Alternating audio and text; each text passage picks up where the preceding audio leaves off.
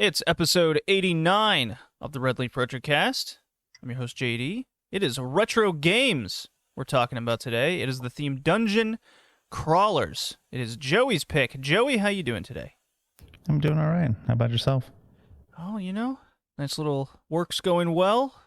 Trying to get those raises. No one's stabbing each other at work. Wait, look, man, I set the bar real low these days. Okay? Fair enough. Colin, I heard that laugh. What you doing over there? Not really that much out of the ordinary. Just working and watching videos and playing games and really not much other than that. I mean, I got a little nostalgic for Disney last night, so me and my folks watched Beauty and the Beast together. The original? Yes. Ah, yes. Way better. Because fuck the live action. Nah, that applies to every. Yeah, I'm not a fan of the live action very much myself. Yeah. Yeah, nothing particularly interesting on my end. I'm just living. I'm just going day to day, waiting for my turn for a vaccine. Oh, tell me about it. I gotta wait till May, it seems. So, life is moving along. I'm getting my little hobbies here. It's keeping me busy. We finally got double digits on the Patreon, so that's really nice. So small golf claps all around. It may not seem like a lot, but when all the research and tape trading and whatnot's required for all the content, and people seem to support it and want it, and it does make a big difference. You'd be be crazy surprised. So nice. Any word on whether or not or when we might see that Danganronpa episode? Oh yeah, I got a list. Yeah, I got a list going. I got Death Stranding to do, got Danganronpa, and now Phoenix Wright. I want to do those 3 games are in the books. Just gotta record them. So yeah. So just let me know when you'll be doing that, because I'd like to add my 2 cents. Okay, I'll message you after the podcast. Then we'll figure that out. Sounds good. Because you've played all 3 of them, so it might just be you and me. Yep, all the way to the end. Yep. Yeah, it'll be a nice little $1.50 tier video game type podcast. Just nice little fun stuff just about those games. I'll be talking about Phoenix Wright here in a little bit. I've been catching up on some anime, so that's real fun. Caught up on My Hero Academia, caught up on Dr. Stone, getting ready for all those new seasons. I'm like totally caught up on Dr. Stone, including Stone Wars. So I like Dr. Stone. That's a good. I watched the first 2 episodes thus far. Of Stone Wars or the first season? First season. Ah, okay. Yeah, I haven't watched the second season yet. I'm not caught up on the manga though. It's good stuff. I love it. I mean, come on. A whole anime built around the knowledge of geology to help you out through everything. Come on. What's not to like? Yeah, I was thinking that. Not just geology, all science. And pretty accurate science at that. With some liberties, but come on, it's an anime, it's fine. Yeah. Yeah, it's very fun. I finished Ajin finally. That's been on my bucket list for a little while. Or bucket list. It's been on the back burner for too long. I finished that. That's a fun series. I got the Blu-rays of both seasons. I was like, I have been meaning to watch this forever. I have the time. I'm just gonna throw it on. That was fun. Definitely recommend that series if you want something a little bit darker in your life, a little bit more action-oriented. And then been playing a couple video games besides the ones for the podcast, of course. I finished Phoenix Wright. I'm halfway through that extra special bonus chapter. I know you mentioned that, Colin, in the previous podcast. Ah, yeah. Nice. Yeah, that one's difficult. I'm really having trouble kind of gauging, what direction the dialogue wants me to go and kind of pick apart, because I'm like, okay, this is it, but it's not the right dialogue piece. I keep clicking. Like, I know where it's going, but I don't know how to get there. Yeah, I ran into that a few times too. But I did beat the main game proper, so that was really cool. You weren't kidding. That last chapter, we discussed Phoenix Wright for what episode was that? Was it graphic adventure? No. It was detectives. Detective games. So that would have been, oh my god, that's a while ago. Looking. Not that long ago. There it we was go. episode Episode 80. So it was November last year. So, end of March. All right, here we go. I did it.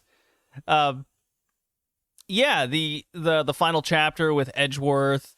You figure out how that initial story started out. Everything kind of comes together. It's a nice little wrapping to the story. You got to prove. I just like how absurd these trials are. They're really funny. The main character is actually the villain the entire time. His motivation is like the weakest thing you can imagine. Oh, my perfect trial record, you bastard! I will murder you. It's like, what? Okay. Well, I won't pretend to know the mental state of a psychopath, but that's okay. But yeah, that was a lot of fun. I was not expecting 2 back-to-back trials in that last one, so it was a good way to wrap the story up. Definitely go into a lot more detail on the Patreon, which you can sign up for $1.50. It actually helps us out with our historical wrestling stuff, and you get the video game content too. Got to make the big backlog, so when people sign up, there will be a good amount of content to access. And nice. I will, yes, for the main game I've been playing in my free time, I will wrap around and come back to me, because I have some fun stuff to talk about there. Joey. Yes. You've played a lot of the Vigi games, or a particular one, correct? Yes, I played a lot of a single Vigi game. I played Satisfactory, because Update 4 came out last Tuesday, and it is amazing. Me and my friend started a new save, and Steam tells me I have 175 hours in it. Wow. In the last 2 weeks. Oh, no. But, I mean, to be fair, I just let the server run so we can get more things built. But this update changed a lot, more towards the higher end. So we kind of sped through a lot of the lower end, and now we're kind of go back and make sure everything is working and all our factories are up. But it's a lot of fun, especially with friends. I like the changes they made. I like that they added drones finally, but it's going to take a while before we even get to those. There's a new jetpack that works off power. They redid some of the power.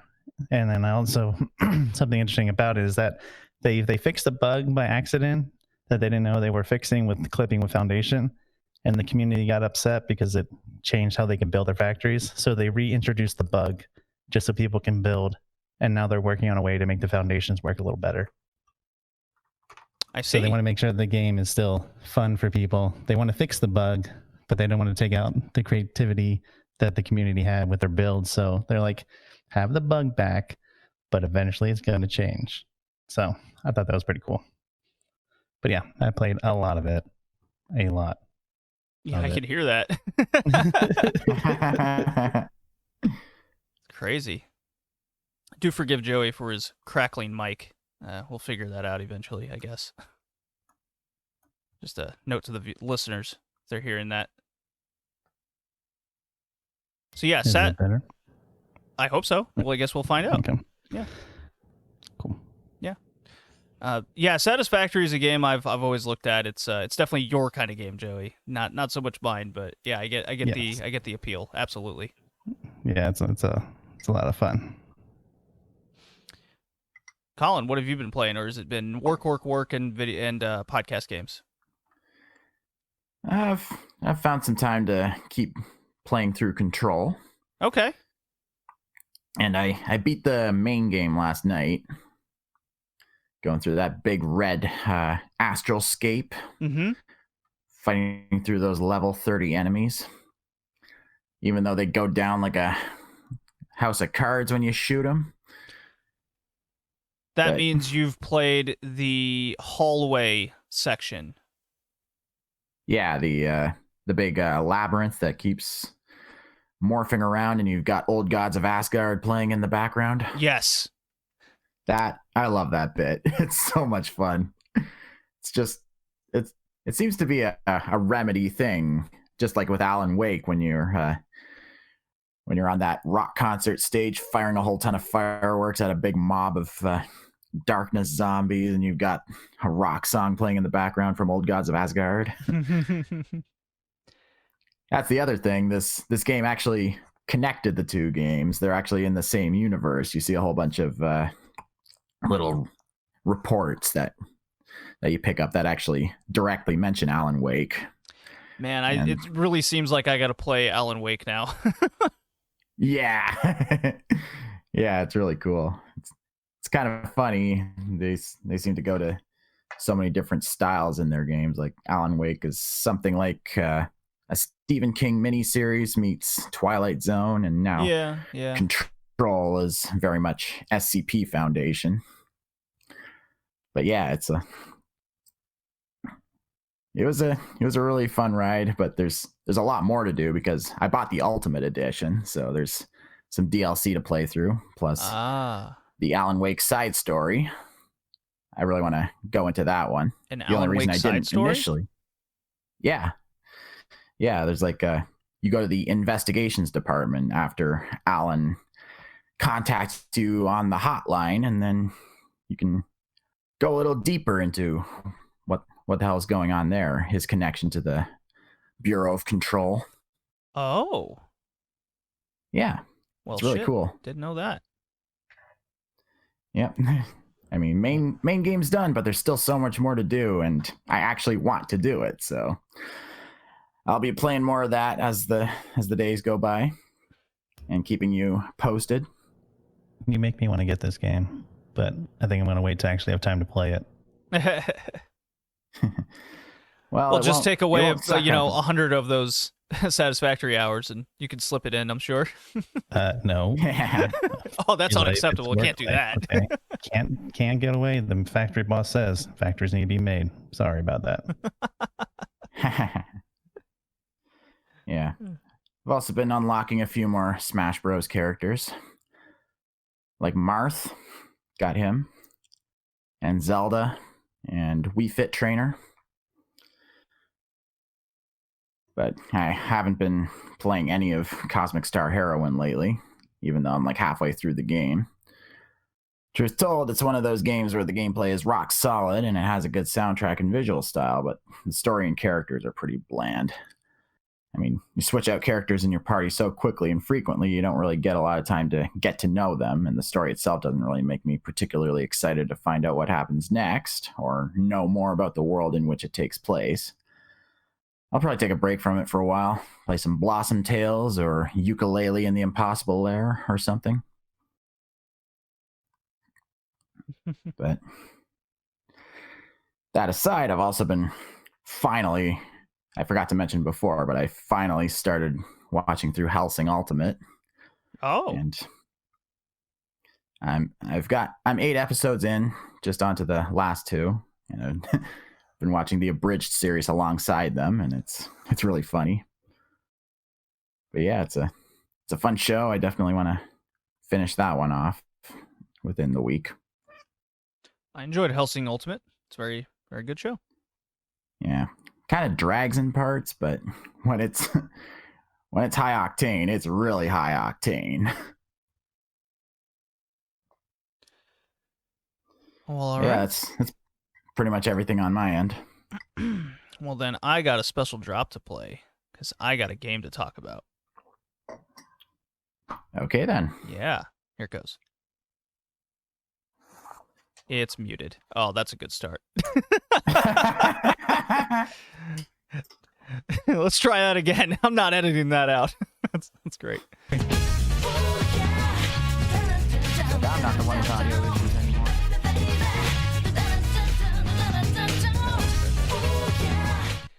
What you just heard was Persona 3.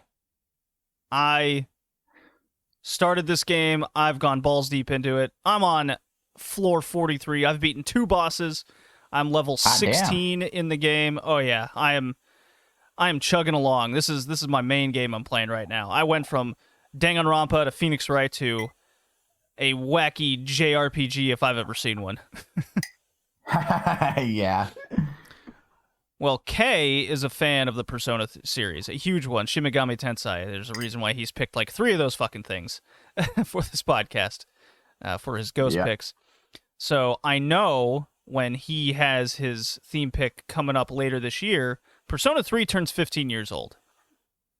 Oh, yeah? Yes, it Nice. does. So I am getting ahead of the game, and I've wanted to play and beat a Persona game for a long, long time, much like a gross oversight on myself with the Final Fantasy series, where I never seem to complete any of those games.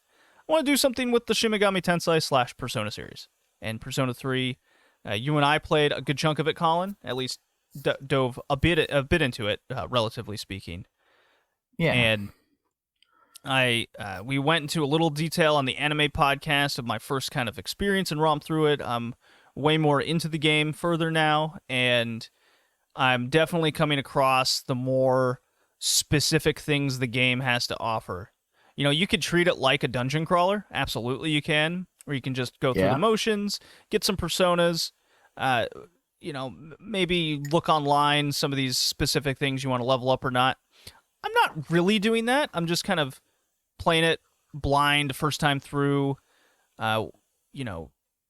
Which I'm just trying to balance my team of personas, because that was one thing that I wasn't really paying much attention to, is the whole purpose of you can only have X amount of personas in total, and then you have to start swapping them out or leveling them up or combining them, and that takes a level of thought to kind of think it through. It's like, okay, if I get rid of my wind now, how fucked will I be if I come across an enemy that has a wind weakness and that's it, and then I'm screwed, right? So there's a decent amount of strategy to the game. You need to think at least one step ahead, and as opposed to kind of a Final Fantasy type thought process where you just get your guardian forces or your magic, your specific magics, and you just kind of hoard them, right? Persona's not like that. You have to think about what elements you need to stock, what elements you need to level up, what personas you need to level up, and don't be afraid to just discard them left and right, as opposed to getting attached to them. So that was something I had to kind of get past when I was playing. And according to Kay, I had such trouble on the second boss because he says you need to be kind of in your mid-20s in the levels department. And I'm like, yeah, I was like level 14. Maybe a little low. I haven't been grinding that much. And I was playing Persona 3 this morning, and I got 2 game overs, and I go, it might be time to start grinding. Doing money of the social links? Yes. So there's a couple side characters that I think are going to be beneficial. It's interesting because every time I play these JRPGs, I feel like whenever you start talking to these characters and getting attached to them, they're going to join your party, but that's not really the case in the Persona series. Yeah. Yeah, so that's a vastly different aspect of the game than I'm accustomed to. But when the main story starts kicking off, that's when Persona is really roping me in. I kind of wish there was more those big anime cutscenes. I know they definitely do more of that in the later series, for sure. Yeah. So when those anime cutscenes come, they're really cool.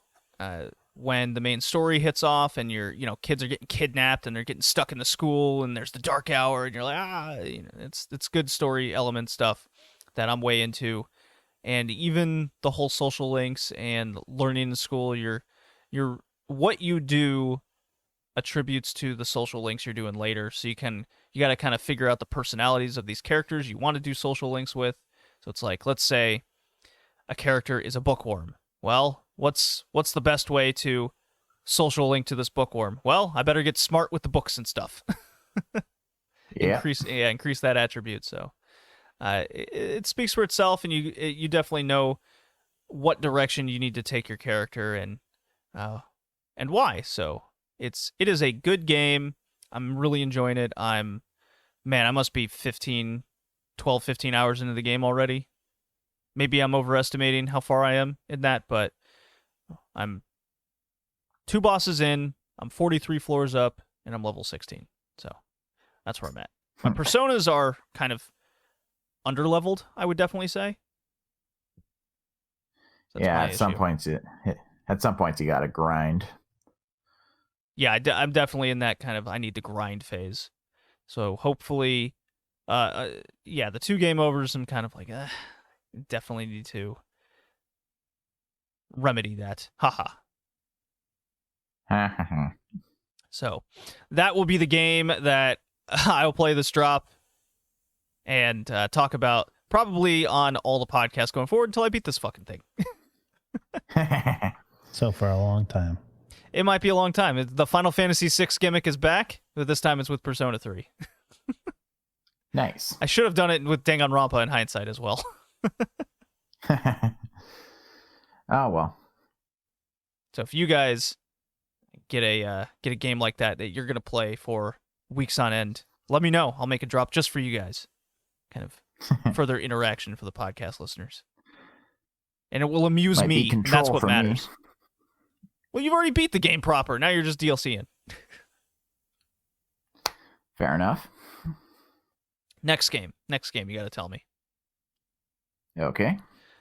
Anything else, guys, or are we just gonna bust right into our theme?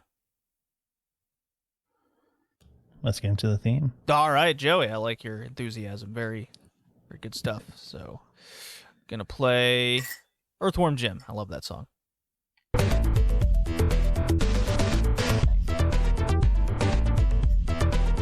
That's because we have a game that has Tommy Tallarico music in it. All right, thank you, Earthworm Jim. I love your wacky synthesized music of the 90s. It's beautiful stuff. Joey, this was your theme pick. Who, what, when, where, why? Tell us. Dungeon crawlers, because why not? Who doesn't like a good grind like you're about to do in Persona 3? Oh, well, that is definitely going to happen. Dungeon crawlers are just fun. They're just mindless sometimes, but also very rewarding if you put in the work.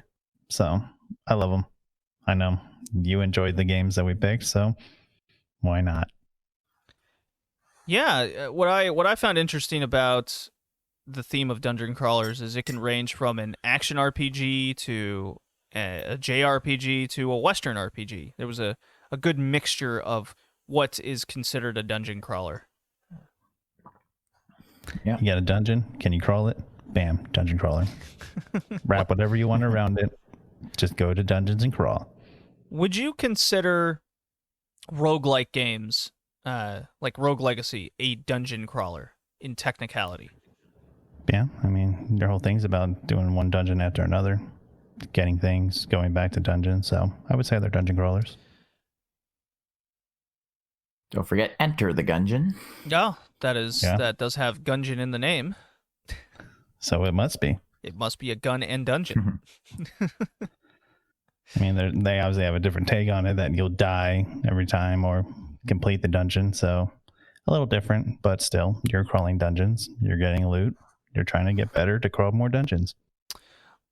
I definitely, when it comes to a dungeon crawler, I definitely have this. I gravitate towards the style of there's an overworld map and you're traversing it, and then you end up in a cave/dungeon of sorts, and then that is kind of your big level and stage. You know, kind of like with Persona 3. Your school life and outside the dark hour is your overworld, and then it's the whole point is to gear up to get to that specific dungeon phase of the game. And there's I think all of the games here kind of fall into that category as well. Some have multiple dungeons. Yes, it's generally multiple.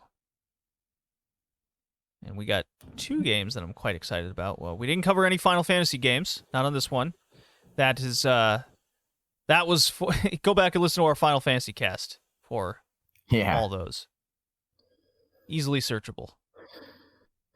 Red Leaf Retrocast Final Fantasy, and then they'll all come up.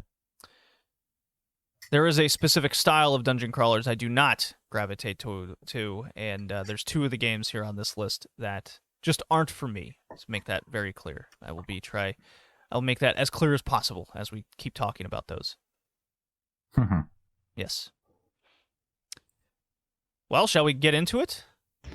Yes, let's do it. Let's start off with Dark Cloud, All right. which is like the most basic of dungeon crawlers. Your overworld, you just build towns, and then you just dive into dungeon after dungeons. It was developed by Level 5, published by Sony Computer Entertainment. Came out in Japan in 2000 and everywhere else 2001. And there's a decent story and a shit ton of dungeons in this game. Oh, yeah. I think there's like 200 levels or something total. It's super grindy. And then I like the town building of it because you got to get pieces, rebuild the town, and then the town has to be built in a certain way to get the maximum bonus. So it's just really grindy. And the one thing I don't like about it are the force levels, or I guess the limit levels where you have to play a certain character. Because, I mean, most of these games, if there's multiple characters, I never level up the sub characters. It's always just the main person, and then everyone else just comes along. But this game forces you to do it just a little bit just to get through. But I don't know. I like it. The combat's a little wonky, but Took it's some just a getting used super to. Yeah. yeah, it's a super grindy game that has a decent story around it. So I don't know. I'm guessing this is one of the games you didn't really like. You would be incorrect. I did like this game. Okay. Wow. Surprising. Yes. I remember when you got Dark Cloud, Joey, way back in the early 2000s. Yeah. We played it together. It was I know exactly what you mean. The combat is exceptionally wonky. That is for sure. Yeah, especially because bats are so hard. Why is a bat so hard? You have to do the things. power up jump attack to attack bats specifically. It's way easier that way. I looked up a poison you. Yes, I looked up a YouTube video of a dude kind of playing the game, and I go, okay, that's how I should do it. Way easier after that. Yeah, it works when there's just one of them, but when you have multiple, you're like, I'm charging up and you get attacked. You're like, son of a bitch. Yeah. And then you can finally get the cat, and she can use her the slingshot to take them down. But then it takes a little bit between switching to load up the characters, so it gets a little annoying. So you know very well this is a level 5 game in their RPGs-ness. They have an exceptionally specific style to them all. Naturally, it's an overworld. They have a town building mechanic. They have dungeon crawling. And what other games did Level 5 make after their first one here in Dark Cloud? Well, they took this formula and kept working on it. You got Dark Cloud 2. You have Jeanne d'Arc on the PSP, which I have, which is a fun game. You have Rogue Galaxy. You have Ni no Kuni and Ni no Kuni 2. They're all the same in that regard. I forgot they made Ni no Kuni. Yes. And all those games have in common is like a town building mechanic that only gets more and more detailed and more overworld traversing and dungeons to crawl. So yes, Level 5 has a style. They also made like the Professor Layton series and whatnot, but that's I kind of categorize them as kind of a different Level 5 team is making them. That's just my opinion on it. What I had forgotten about Dark Cloud was, so I have the sequel on the PlayStation Network. I got that. It's on my PS4. I do adore that game. It's really fun. What I've totally forgotten was how basic the first Dark Cloud was. How much it comes across like a Zelda 64 knockoff kind of style to it. But it tries to do a lot more intricate gameplay elements and fighting to it all, and it does come off as a little wonky and needs improvement for sure. What I had forgotten, Joey, was this is a rogue-like dungeon game. Everything is randomized dungeons. That's why there's like 200 of them, and they all look the same and feel the same. Yeah, even I think replaying levels, they change. Don't really remember. Yeah, the layouts change each and every time. Yep. So yeah, that's what makes it hard, especially with those limit levels, because you're like, all right, let me kill the minimum amount of monsters I need to get the key to get off this stupid level, because I hate those, because they don't even help build the town, because they can't unlock the little orbs, because only the main character can. So what's the point of using those other characters? Yeah, so I played this a couple hours, and I did enjoy it for the most part, but it really made me kind of go, it's definitely in that Assassin's Creed, the first one, where you go, man, when it first came out, it was awesome. In how it's held up over time and what's come after it, it's a little tough to go back to the original when you know what comes after it and how much better those are and how much they improved upon all of the original mechanics. So from a historical standpoint, this was fun to play for the time, and I did enjoy my time with it, as small relatively as it was. Colin? Yeah, I had been meaning to play this one for a while. I mean, I heard a lot of good things about it over the years, and I've had it in my collection for a while, but I never got around to playing it till now. And yeah, a lot of what you guys said is pretty much my thoughts. I mean, I hated those fucking bats. I mean, they're hard to hit. They poison you with like at least half the time, and antidotes are really hard to come by in the dungeons. So when you're dealing with them in the first couple of hours, they can go fuck themselves. And weapon durability strikes again. Yes, that is a big aspect of the game that can fuck right off. It is the weapon durability. At least repairs are pretty cheap. They're what, like 20 coin?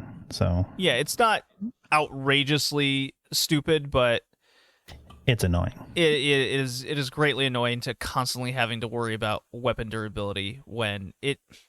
I don't know. Was it just me, or were the weapons kind of hard to come by, and you really had to pay attention to your durability constantly? Yeah, that's the only thing I hate about this game is, one, the weapons are, yes, like you said, hard to come by. Two, hard to upgrade. Like, yes. You have to make sure the stats are right and then get them to level up, and then it's very time consuming. But when you finally get to a good weapon, it's worth it, but it's just really hard to get to that point. Yeah. And one of the better ways to do is fish until you can get the orbs things to make your weapons better, but then you still have to grind out the levels, and you got to keep grinding. Yeah. Reminded me way too much of System Shock 2's system. Oh, don't remind me of that one. Yeah. But I did like that in like the main overworld village, you could get around really quickly by pressing select, moving the cursor, and pressing it again. Yeah, that was a great addition to the game, where because the character does come across as moving slow across the map. So then when you get to your town building mechanic and you have to kind of traverse around that area, being able to just click out of the map, you see the overmap, and then you can just put a cursor there, and your character it's very seamless too. So it's big props to that, where it just slaps you right down where your cursor was, and it's very nice. The game was definitely made how it was intended. Yeah, for sure. Yeah, I didn't quite finish the first dungeon, but I played enough of it to know basically how the rest of the game is going to play out, and I'm interested enough that I think I'll play more of it. I can assure you the sequel is way better. I don't think it's not the sequel. Yeah, I've heard way more about the sequel than this one, so I can imagine it's got to be a lot better. You never played the sequel? No, I don't think I have. I mean, I've tried to beat this game multiple times, the first one, but I've never beaten it. No, I usually get pretty far into it, and then I put it down to take a break, and I never come back. So here's the thing. I lose the save and have to start over again.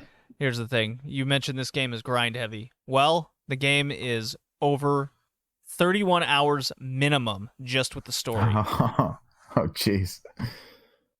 So it is a long grind fest with these randomized dungeons. Luckily, the game is pretty cheap. I was able to get it back into my collection. I don't know what happened to it. I'm sure it's like in an attic in Texas somewhere. But it only cost me about $5. So I'd say it's worth the $5. Yeah, it's definitely worth $5. Yeah. Easy pass for me. I give it a pass. Easy pass. Yeah, I gotta give it a pass.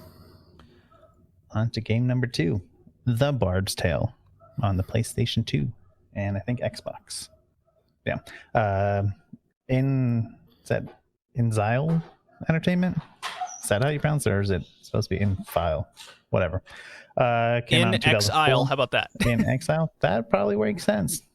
Smart move. Yes. Um, What else have they made? Let's see. I'm looking at it right now as I interrupt you, Joey. They made Wasteland 2, Wasteland Remastered, Wasteland 3, which I played.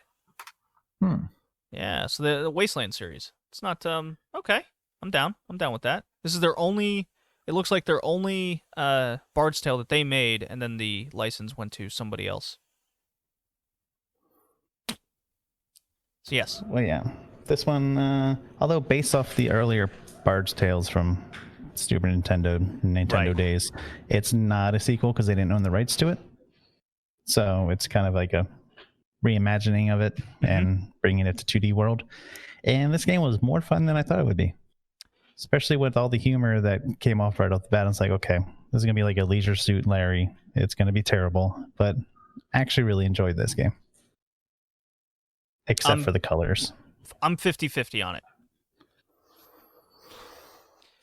I think the colors were too similar. Like they could have used a wider range. Everything was just brown and gray. So it wasn't fun to look at, but I don't know. I enjoyed it.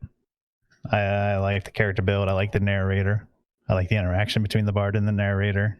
I just thought it was fun. It was just a fun game.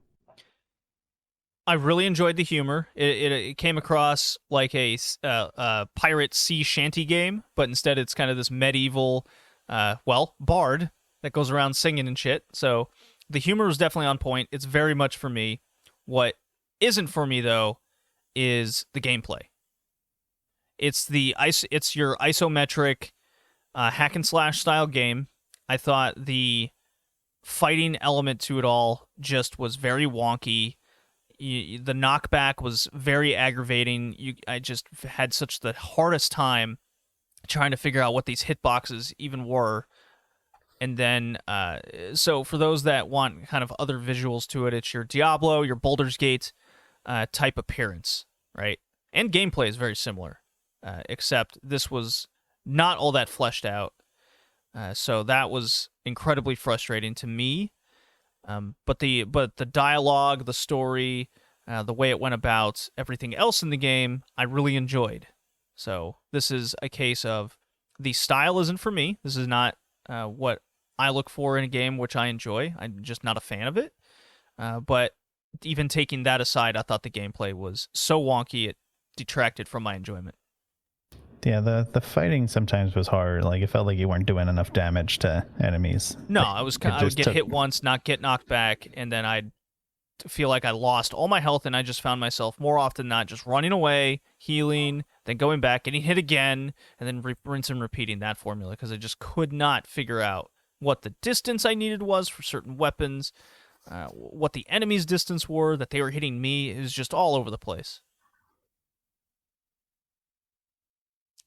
Yeah, so that's me. That's my take. No? Yeah, I can see all that. Like the combat could have been a little better. I can pull up some of the song for the listeners because that's where the game is strongest is the humor and interaction with characters. The humor, the voice acting was good. I don't know, a lot of it, except for the colors. I can't get over how like boring the game was to look at. Let's see here. Bard's Tale. I really liked the humor too. Felt like it was written by the Monty Python guys. Yes. Here we go. Beer song. I'm going to play some of this beer song. Yeah, speaking of the soundtrack, it was actually done by Tommy Tallarico, who did the Earthworm Jim soundtrack that we did the drop for earlier. Yes. And for those who don't know, he's the guy who does video games live and also owns Intellivision and is making the Intellivision Amico, which will have the first new Earthworm Jim game in decades as a console exclusive. And just recently, I learned of a PS1 game called Wild 9 that he did the soundtrack for. Yes, I think we covered Wild 9 in the back. We did? Yes. I wanted to pick it. Yeah, I think we've played that before. Oh, well. I'll probably just play it myself on my own time, regardless. 'Cause it looks really fun. All right. I had the beer song from Bard's Tale playing in the background there. Nice. It's a fun song. A lot of the songs in this game are fun. They could have. I think there were like 10 of them that were like that. Joey? Yeah. Joey, maybe. But the songs, Yeah. I didn't keep track. I just enjoyed them. Well, okay then. I don't know. I was just enjoying the game. I wasn't counting the songs. Who counts songs? Come on. Well, this game was ported to the Ouya at one point, so that happened. I forgot that thing existed. Yeah, I remember when I booted up the Ouya and the Bard's Tale was like this big advertised game on it. Like, you can play Bard's Tale on Ouya. I was like, okay. Sure, I guess. It's a cheap game. It goes for about $5 on all platforms, PS2, Xbox. It's not as long as I thought it would be. It's about 14 hours. So it's a decent time for a dungeon crawler, but not as, not your JRPG like Epic, where you're putting 30 plus into a game. That's all I got to say about it. It's got a good reception to the series, that's for sure. I will pass it, though I know it's not for me. Yeah, I give it a pass too. I'm definitely passing it. It was fun. I'm looking on our list here. I'm not seeing Wild 9 anywhere. Yeah, I didn't see it either. So looks like we're gonna have to play it. Uh-oh. I could have sworn we picked it. Maybe I'm thinking of a different game. Okay, fair enough. Probably Vigilante 8 or something. No. Definitely not. Okay, Oh, well. my pick.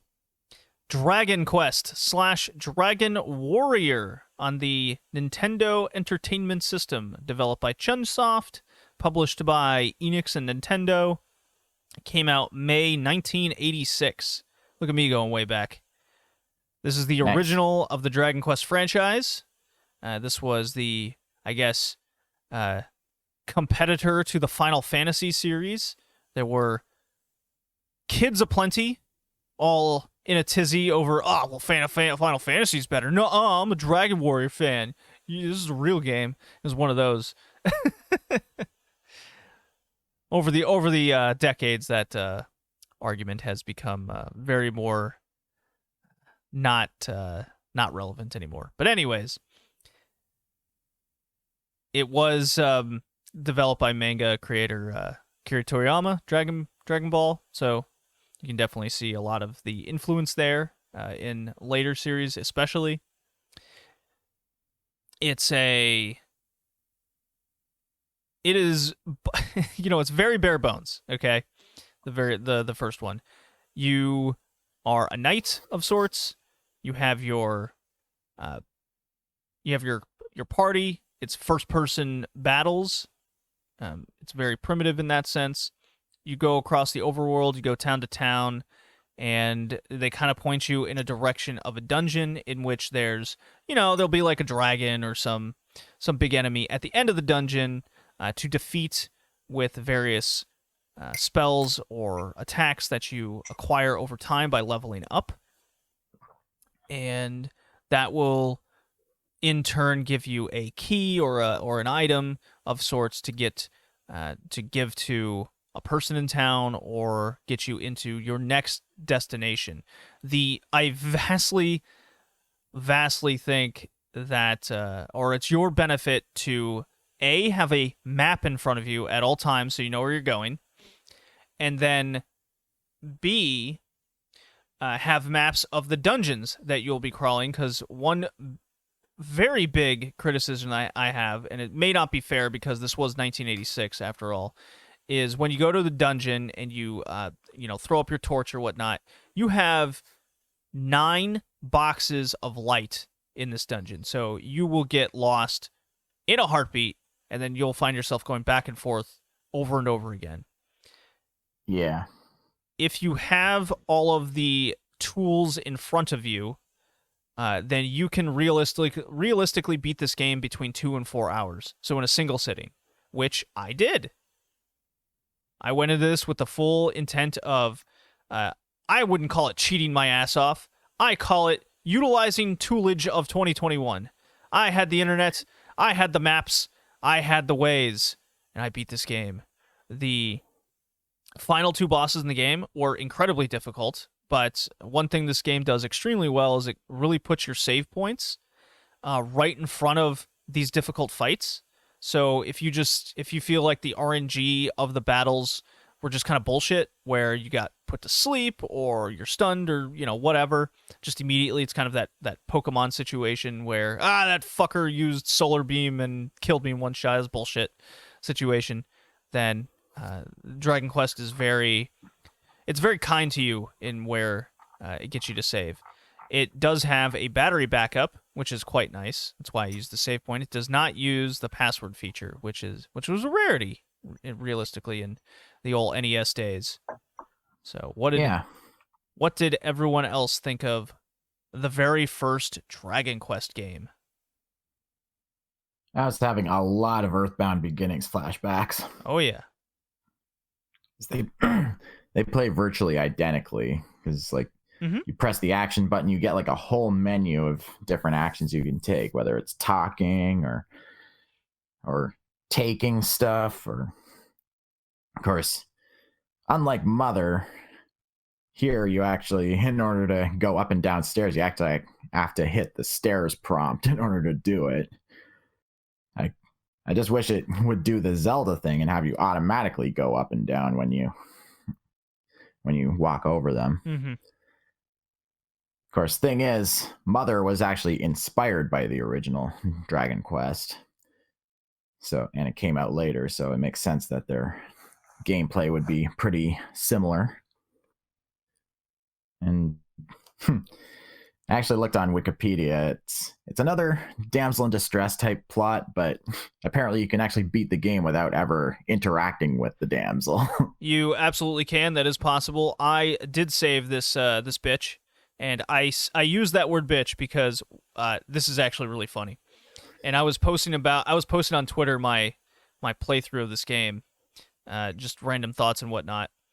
And by the way, there's a key spell in this game that will save your ass. And okay. So it's like the hold spell or something, where it kind of freezes the enemy, and it tricks them into thinking they need to use spells, but they no longer can. So they just keep spamming that over and over again. It's a lifesaver to the game at all time. So you save this chick, right? And the king is like, all right, thank you, whatever. You saved my daughter. And I'm like, oh, I don't get anything. But realistically, then you're just like, then she wants to join you on the party, and you're like, no, girl, stay behind. I must slay the dragon. So then what ends up happening is, because I thought that was lame. I thought I was going to get like some crazy sword that the king's going to give me, or, so I can go to the last dungeon and whatnot. No, none of that happens. What does happen is, over the course of the game now, she will interrupt you and say, when are you going to be home? I'm waiting for you. You're making me wait so long. And I was like, this bitch is on my case all the time. So that was my experience. Oh, with it. boy. Yeah, she's very needy. It's like, man, give me my space. I'm trying to slay a dragon here. Yeah, really. Joey. Yes. What's up, my man? Overall, I like the game, but I have 2 issues with it. One, the music got really annoying. Oh, yeah. Okay, yeah. 1986. Really annoying. Very repetitive. And 2, I hate random encounters. Like, does your character not have eyes? How do you keep walking into enemies? Like, come on, games. Come on. Can we Are you really criticizing a game from 86 with random encounters? I'll criticize any game with random encounters. Like, I understand why they did it back then, because it's less sprites on the screen. So, whatever. I'll give it a pass on this because it's old, but I still don't like it. Okay, there was one dungeon about halfway through the game where the encounter rate is legendarily terrible. I went, 6 steps, and each step I had an encounter. That was incredible. I'm like, oh my god. Yeah, after the 5th one, I went, run. Next step, run. Then I must have went maybe another 6 more steps. There's another one. Run. Oh I boy. was like, God damn it. Yeah. That dungeon is it's got a reputation, that's for sure. So in that aspect, Joey, you would have hated that level. Yeah, I'm glad I didn't touch it because I probably would have rage quit. I wish I had that. I wish I had that Let's throw a recorded because that podcast was on. ridiculous. You always throw a podcast or something on in the background while you do that, or an audiobook. Oh yeah, with games like this and the music and kind of everything starts getting rinse repeat. Yeah, it's always a thing I do. I do that with modern games sometimes. Just throw on a podcast and listen in the background and everything. I'm doing that with Persona 3 to be honest, but the music is so good. Excuse me, so good that I kind of pause it half the time. Yeah, the game's opening music kind of reminded me a lot of the winter and summer games from on the Commodore 64 made by Epix. If anybody remembers those games. I do not. Yeah, fair enough. Just a little fun fact from my experience. Oh, here's another huge thing that'll help you through this game. Go easy on purchasing weapons and armor, because in every dungeon you will find a treasure chest with a weapon or armor that's better than what you could have bought. So that actually makes the game go by a lot faster. Because I remember playing some Phantasy Star series where I'm just grinding to get the next set of level armor levels and weapons so I can go to the next dungeon. And Dragon Quest, I didn't get a lot of that. That's why I was able to beat it so fast. Was just immediately just go to the next dungeon, and you can kind of skip a lot of the fights and get by until you get that next armor set or weapon set, and then you'll be good to go. So that was I think that's a pretty common thing in dungeon crawlers. You generally don't want to buy weapons too often, maybe in the beginning to get you started, but you'll always find a better weapon off some chest or some enemy. Yeah. I'm learning that more and more. So, okay. I passed Dragon Quest. Yeah, I gave it a pass. I passed it as well. Yeah, it's cheap. Goes for about $10. Physical copy. You can play. I believe you can play it on the Switch Online NES, and the game's pretty short. It, like I said, only just about 2 to 4 hours if you want to streamline the game. So. Was this the game that kind of spawned the stereotype of having slimes at the beginning of your RPG as the weakest enemy in the game? Yes, that is this game. Yeah, seems to pop up a lot in various anime and manga. Yeah, the walkthrough I was kind of reading said don't actually start the game. Just go south of the very first town and into this little grass patch, and you can level up your character for about half an hour, and then you could just run through the game just based on that initial level up, because then you will level up accordingly for the rest of the game after that. Nice. So you're just like beating up level 1 slimes and whatnot for 20 to 30 minutes, and then you're golden from there. So I was like, oh, hell yeah, I can do that. Nice. It was great. Yeah, it was a good experience. Very primitive in 1986 of it, but yeah, good nonetheless. So we all pass it? Yes. Yeah. Yeah, okay. Yeah. Who next? Colin, you next. Yeah. It's the Legend of Zelda, and it's really rad. Those creatures from Ganon are pretty bad. All right, I'm going to have to stop you, and you're kicked off the podcast. Help, our hero pulls through. Nah, he just no-sold me. I had to. That was an actual commercial for Zelda way back when. Yeah, I'm going to have to fine you $100 for that terrible song you sung on this podcast. Good luck collecting. Unbelievable. PayPal me, buddy. What if I don't? What are you going to do? Well, you're kicked off anyway, so I guess. It's now a 2-man podcast, so how are you doing, JD?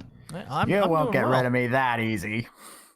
Look, man, Princess Zelda's got to be saved, and I'm not going to do shitty raps to save her. Well, anyway, yes, this is The Legend of Zelda, the original, on the NES. It's developed and published by Nintendo, released on the NES on February 21st, 1986 in Japan, and more than a year later came out in North America and Europe. No specifics given by Wikipedia. And it's pretty much the same plot as most Zelda games. Ganon is the big bad of this game. He's kidnapped the princess, and Zelda has sent her her second in command, Impa, to go find a warrior who will be able to defeat Ganon. And then Impa finds Link, and that starts Link on his quest to rescue the princess by collecting the Triforce of Wisdom, or rather the fragments of it, to reassemble it and to be able to combat Ganon's Triforce of Power. Where the Triforce of Courage is during all this, I don't fucking know. But yeah, playing this now, the series has really come a long way. I mean, on the opening screen, the sword is quite clearly a rapier rather than a broadsword, although giving you attack with stabs instead of swings. In this one, it makes sense. And I can't believe I didn't know that the tutorial was actually in the manual rather than in the game itself, because the game, I read the manual, and it pretty much guides you step by step towards the first dungeon and actually gives you a map to reference from, although the top two corners are blanked out, so you kind of gotta, after the first 4 dungeons, you're on your own. But it can get a little frustrating when you're exploring the overworld, because when you die, you go all the way back to the first screen of the game. And it really boiled my piss whenever I was close to a dungeon and died completely out of nowhere. But yeah, I mean, the game's a lot better than I expected. I mean, I tried it once before without the manual, and I didn't know where the fuck to go. So I kind of gave up pretty quick after that. But after I actually brought up the manual online as I was playing, I realized, hey, this is actually pretty easy. So I finally went through the dungeons, and actually, I didn't beat the game. I beat the first 4 dungeons because I didn't have time for the rest, but I think this is the one I played the most of for the entire cast. What about you guys? Specifically in this time frame for the podcast, I didn't play this at all because I've beaten this like 6 times. Okay, fair enough. Yeah, so my memory of the game is very is pretty good. I've told this story on various platforms, whether YouTube or the podcast in the past. When I was a kid and I got my NES, I did not like Legend of Zelda. I, in fact, traded it in for Blades of Steel at Funkoland. Because Nice. I had no clue as a 4-year-old what the fuck any of this was or what I was doing. I could only ever find the very first dungeon and nothing else. So I thought, well, that was boring. I thought that's all there was to the game. And notoriously, I traded this in for Blades of Steel. In hindsight, very good decision. I played Blades of Steel much more, and I enjoyed it. Many years later, I did, after that, played Legend of Zelda to completion. There are instances in this game that are ridiculous. Nintendo must have Nintendo Power-esque moments, which I always frown upon, but I understand, I guess. I can't really get mad at it too much in 2021, but it is frustrating nonetheless. Like, oh, you got to burn this specific bush in this one specific area this one time, and then, or move this statue, and that will reveal something. You know, it's just, or go up the cliff 4 times and then turn right, and then you can find this other dungeon. Stupid shit like that. It's like, got to do a walkthrough. If it's kind of like so I will look at this with the Dragon Warrior aspect. If you have the map, if you have the walkthrough in front of you, you will have a blast playing this game. And yes, it is way better than the very first Dragon Warrior. What in that aspect of it all, but they're action RPG, JRPG, way different. So you can play this on Switch Online. I did beat it again at one point with Switch Online because it's just it's a short little 8-hour romp through the game. You don't really die that often, maybe once or twice, and then you just kick back to the main screen. It does have a save option, so that's cool. The world isn't totally long to traverse, so you can get by it pretty quick. Look, man, it's Zelda. Why? Not a lot of detail to go into it that people shouldn't already know. But if you don't know what the original Zelda was like, look, get an old NES, get an NES Classic, pop up your Switch Online, play the hell out of it because you will have a good time. I do recommend a map and the walkthrough in front of you so you know where these dungeons are, and then you can just go through the various dungeons. If the best advice is obviously make sure you have bombs when you do get them, and just bomb a wall. And then when you get the Dodon creatures, make sure you have bombs to attack them. It's got a good feel to it. It's got a good game feel to it. It always points you in the right direction of how to take on enemies, what to do with them. It's there's definitely, as I found out when I was 4, there is definitely an age minimum to the game to be able to figure all this out. So probably, what would you say, like 8 years old? Maybe 8, maybe 12. Yeah, I mean, you have to be able to think. Yeah. Well, Joey, I know you don't like thinking, so what did you think of Legend of Zelda? Well, like you, I didn't have to play for the podcast because I've been it a couple times in the past. So I just did a quick refresher, and I actually watched someone play, and he played it away. I never would have thought. He just went around to all the secrets first, collected all the gold, bought all the good items he could, and then just steamrolled through all the dungeons. But I love this game. It's just a lot of fun, and it's not that long. You can pick it up and play it in one session and beat it. So if you know what you're doing, or you can get lost in the forest and never ever beat it. But, I don't know. It's Legend of Zelda. What else can you say about it? It's just a really good game. Yeah, it's an easy pass. Let's see. It goes, so if you want a hard copy of it on an NES, because of its notoriety, it does go for about $30 to $40 depending of just the cart. So keep that in mind. But it is absolutely a must-have for an NES collection. There's no doubt about that. It's well worth the price. Yeah. One thing I found interesting that you don't see in other Zelda games, to my knowledge, is that the small keys from each dungeon can actually be used interchangeably between the dungeons. Yes. Yes. Absolutely they can. That is something I didn't think about to bring up. Yeah. In fact, some dungeons will have more keys than needed for that specific dungeon, so you can keep extra for later dungeons that have less. So I thought that was a neat little mechanic. Maybe more modern Zelda games should do that again. I mean, Breath of the Wild could certainly manage it. Sure, yeah. That is to say, the sequel coming up.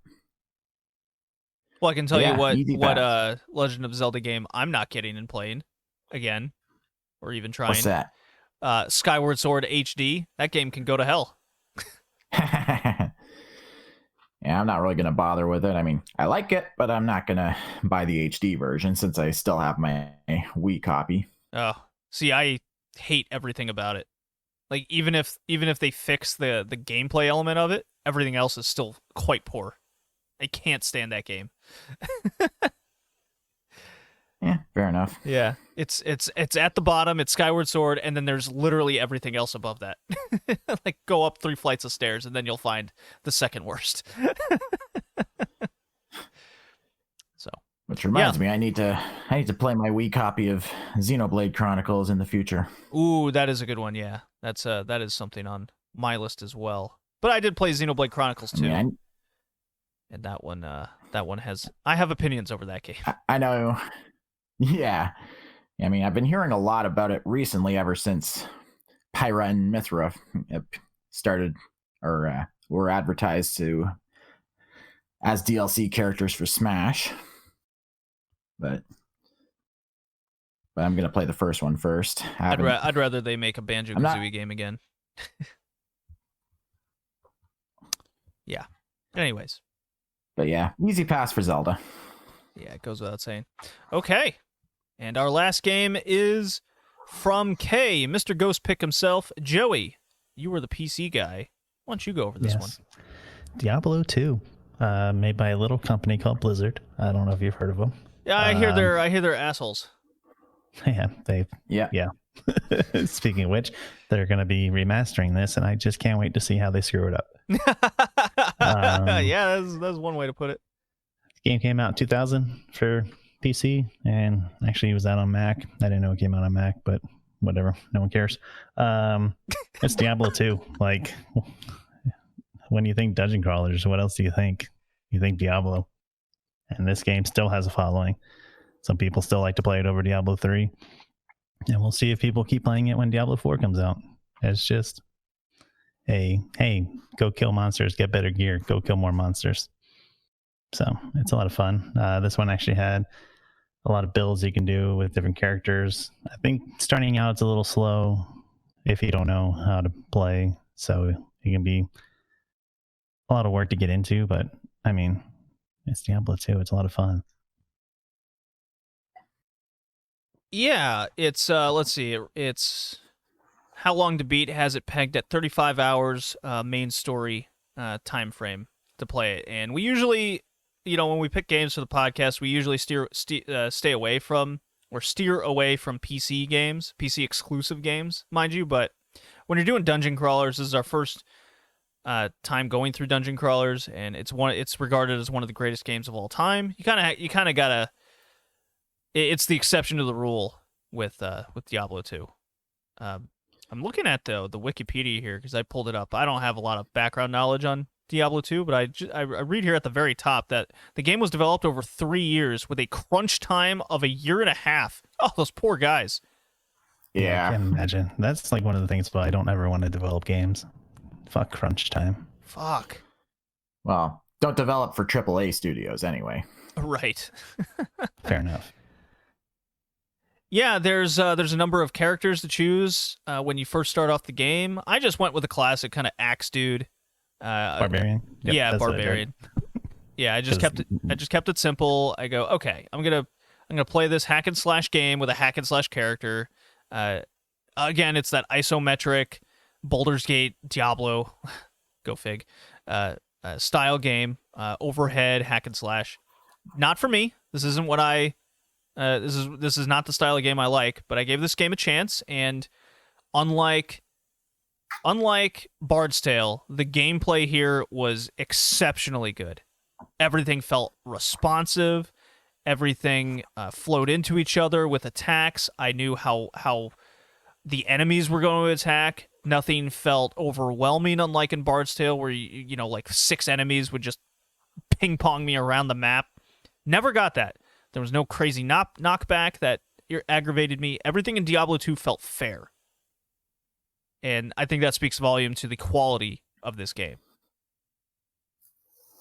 Yeah, this is back when Blizzard was making good stuff. Yeah. Yeah, it's the story's on the darker side. Let's see if I can pull up a little bit of the plot here. Let's see. The Necromancer character looked very interesting. You could just summon dead people to fight for you. But then I was like, maybe not yet. That would be a second or third playthrough. Okay, Diablo. I'm gonna read this actually because Diablo 2 takes place after the end of the previous game, Diablo. Ha! What do you know? In the world of Sanctuary, speaking your language, Joey. In Diablo, an unnamed warrior defeated Diablo and attempted to contain the Lord of Terror's essence within his own body. Ooh, spooky. Since then, the hero has been corrupted by the demon spirit, causing demons to enter the world around him and wreak havoc. So, a little dark plot there. A band of adventurers who pass through the rogue encampment hear these stories of destruction and attempt to find out the cause of the evil, starting with this corrupted dark wanderer as a story, blah, blah, blah. Act 1, the adventurers rescue Deckard Cain, who is imprisoned in Tristram.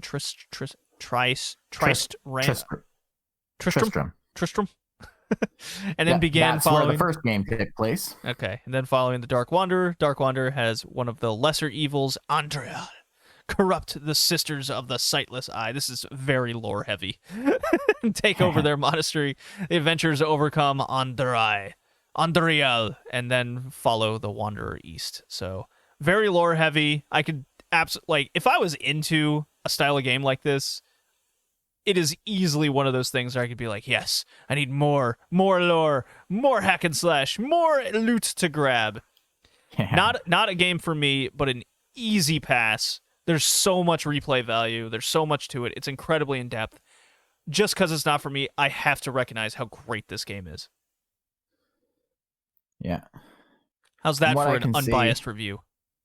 It's surprising because it has like a lot of things you hate, but it's still just good enough to overthrow your hate.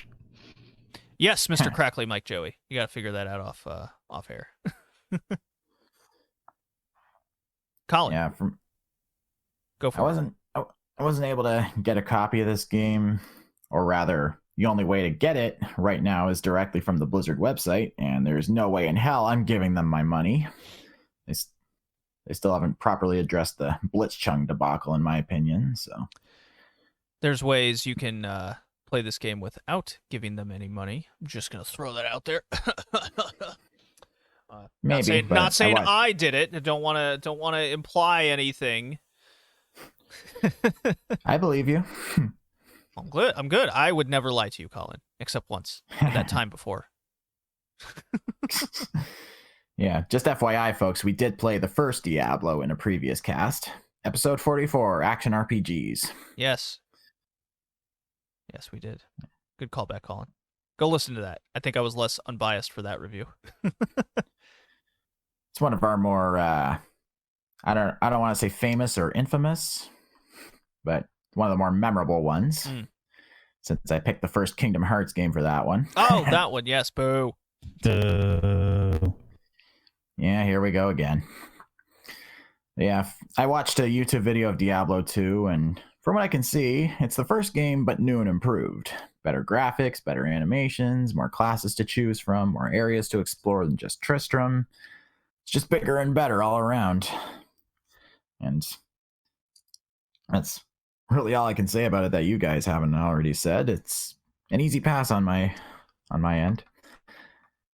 I mean, I just want to point out that back during their prime, Blizzard was amazing at coming up with names for stuff. I mean, it was in StarCraft, it was in Diablo. Everything just felt really... The names they came up with just felt really cool. No argument for me there. Although some of those words, as I came across, were quite difficult to pronounce first time reading. So, Yeah, I mean, they're like biblical, so is that what they're based off of? it's based off lore, demons, angels, kind of following the naming convention. I'm sure some of them actually have names throughout other religious stuff. So, Oh, okay. Yeah, I know that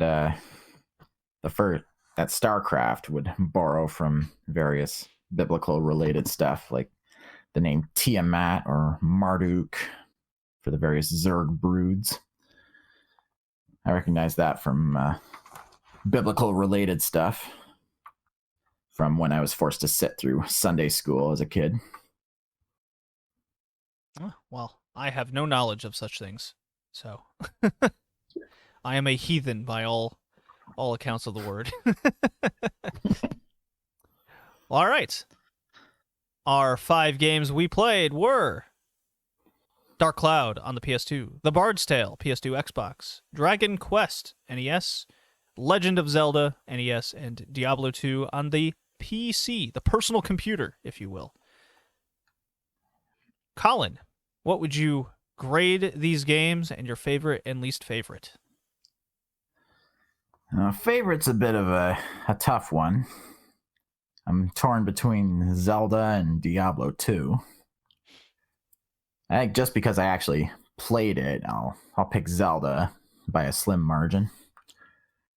As for grades, Dark Cloud gets a B, Bard's Tale gets a C. Dragon Quest gets, I guess, a B. Zelda, an A. And Diablo, an A. Alrighty. We'll go to you, Joey, last. I will say, without question, Legend of Zelda was my favorite game, and Bard's Tale was my least favorite. That was not a difficult decision for me to make by the end of it all. I forgot to pick my least favorite. What was your least Bard's favorite? Tale. Bard's Tale? Okay. Yeah. Bard's Tale and Dark Cloud, I will each give a C, though. Dragon Quest, I'm giving a B. Zelda, A. And I'm giving Diablo 2 an S, despite it not being for me. So, yes, I am incredibly unbiased on that game. Nice. There you go. My turn. Yes, your turn. Least favorite was Dragon Quest. Favorite, I'm gonna go with Dark Cloud. Even though I really like Zelda and Diablo 2 for this time playing, I enjoyed Dark Cloud. It might not be the best game, but I enjoyed it. I'm gonna give Dark Cloud an A. Bard's Tale a B. Dragon Quest a B. Legend of Zelda an S, and Diablo 2 an S. Wow, so that gives Diablo 2 our second S ranking of the year. That gives Zelda an A, Dragon Quest a B, Bard's Tale a C, and Dark Cloud a B. There you go. So a successful podcast there of a list of games. That ends it for our list of themes that we picked ahead. So I guess we'll have 3 more or 4 more to plan ahead for the next podcast. We don't know what theme we're going. It is my theme pick, so I have one in mind that I absolutely want to do for funsies that we haven't done yet. So that's going to be an easy one. Guys, this was episode 89. We're getting ever so closer to episode 100. See you next time. Bye. Bye now.